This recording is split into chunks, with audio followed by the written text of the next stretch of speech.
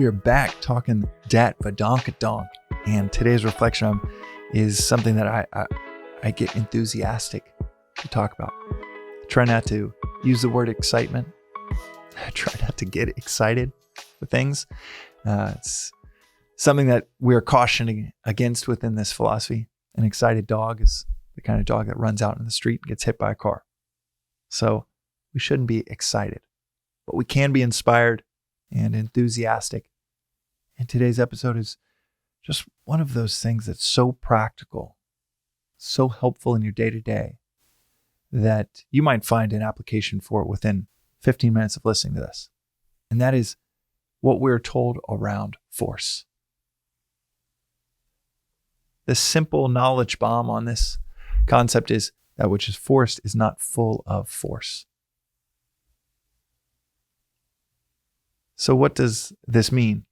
Well, it's similar to it within Eastern philosophy. You have Taoism and the concept of Wu Wei, non-forcing. In Christianity, we have Thy will be done. That is how we are told to pray, even though we largely forget that and we turn God into some cosmic genie that we're asking for things, on a constant basis, instead of praying as Christ told us to pray of Thy will be done. This idea of that which is forced is not forceful. It's really easy to understand in human relationships. Have you ever tried to date someone where you're trying to force it? Each increment of force led to less force within that relationship. Turns out we think you can inject force into whatever we're pursuing. That is largely the romantic philosophy that sadly so many of us live with, whether we know it or not. The romantic philosophy that is a hangover from the Victorian period that now no serious academic philosophers still entertain, but movies, music, books are flush with romantic ideals. The romantic ideal so common that we don't even realize that it is just an idea that we've seen 1,000 times before that makes its way into nearly every pop song, which is, if you want it bad enough, the whole universe is going to conspire to give it to you. The romantic and the rom-com notion of, if I pursue this person hard enough, or the romantic ideal in some hero movie, if I want it bad enough, I can scale Everest.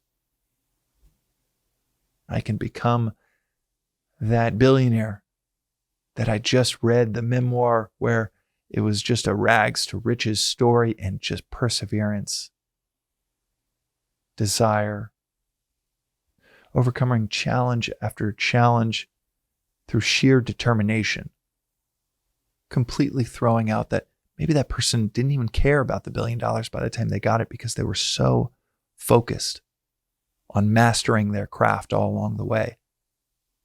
That we get attached to the fruits and we pay no attention to the roots of the story. But this is where things really go off the rails, is when we ingest these romantic ideals, think this is how the world is actually wired. This is how the universe works. We're told that if something isn't happening for you, if it isn't happening yet, it's because you don't want it enough. It's because you're not putting in enough force. But what we are told within this tradition and nearly every major philosophical tradition is that is the exact opposite thing we should be doing. That which is forced is not full of force. So how do you get what you want in this philosophy? We are paradoxically told to detach from any outcome, result. That fruit of your actions is not yours.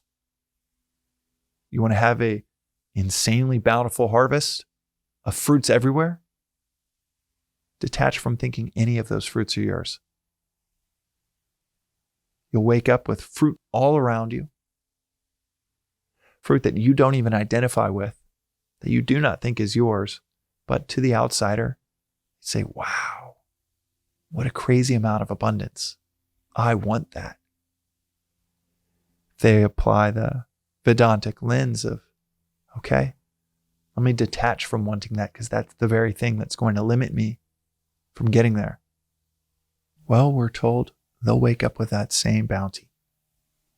However, on the other hand, if we apply the romantic, selfish, philosophical approach of, I want that, I'm going to obsessively attach myself to manifesting that fruit, to making it happen.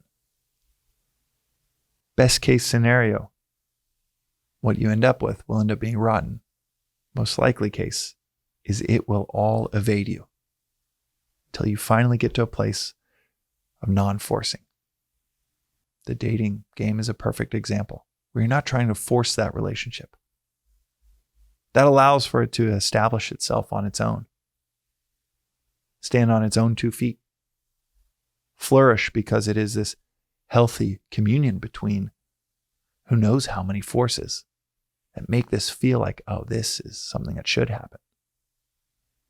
That detachment from needing it to happen allows it to happen. And not just to happen, but to have healthy roots beneath it, churning up all kinds of fruit. I know in my own life, with my first startup, I worked 7 days a week, 12 to 14 hours a day.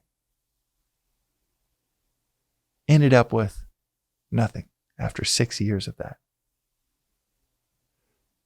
Well, I shouldn't say nothing. I ended up with a heart condition, whole lot of tattered relationships, and maybe a PhD on how not to do it.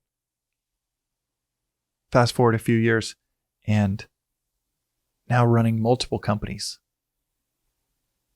Amazingly collaborative way, because I'm not trying to control every aspect. I'm not trying to force it. In fact, one of my companies recently hit 20 million in annualized revenue. And yet, in the last 2 months, it's had its fair share of challenges to overcome, as is always the case, but more significant now than in previous months. And I find these words just coming out of my mouth of, well, we'll do all of the hard things the right way, and we'll be able to sleep really well at night because we're doing all of the hard things the right way. And if the universe really wants this company to exist, great.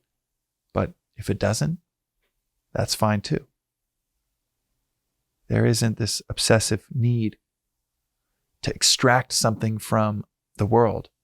There is this conscious act of service of trying to produce something we think people benefit from. And if more and more people benefit from it, they want to pull it out of us, then maybe we'll end up with a company because of this collaboration between us and our coworkers and us and our customers.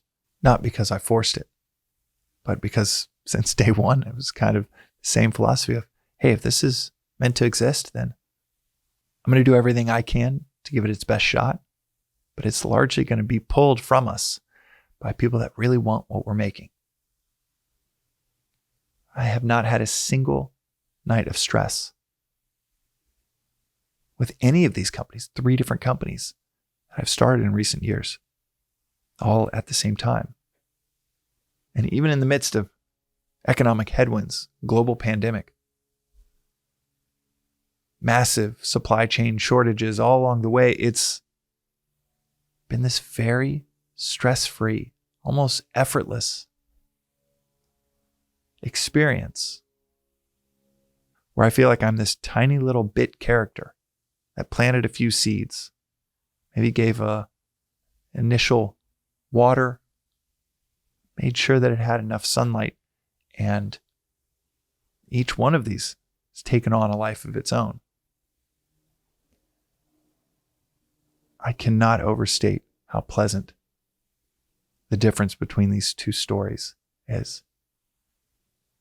I can't overstate how pleasant, how loving it is to be in a relationship, a marriage 10 years in, where we love being with each other more now than we ever have before. Each year it gets better and better to where I'm like, who were those two strangers that first year that we got married, 4 years into knowing each other? With our children, there is this healthy independence and yet mutual love and affection where it is so fun to see them grow up as their own people instead of my kids.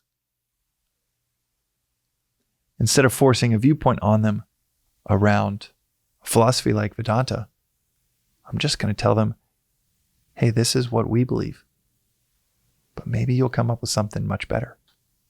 Maybe you'll find something that's way better than this. That which is forced is not forceful. And if you want to see a tree that is full of fruit in any aspect or all aspects of your life, it is best you reflect on this ancient piece of wisdom. That which is forced is not forceful. We'll see you next time on the Daily Vedantic.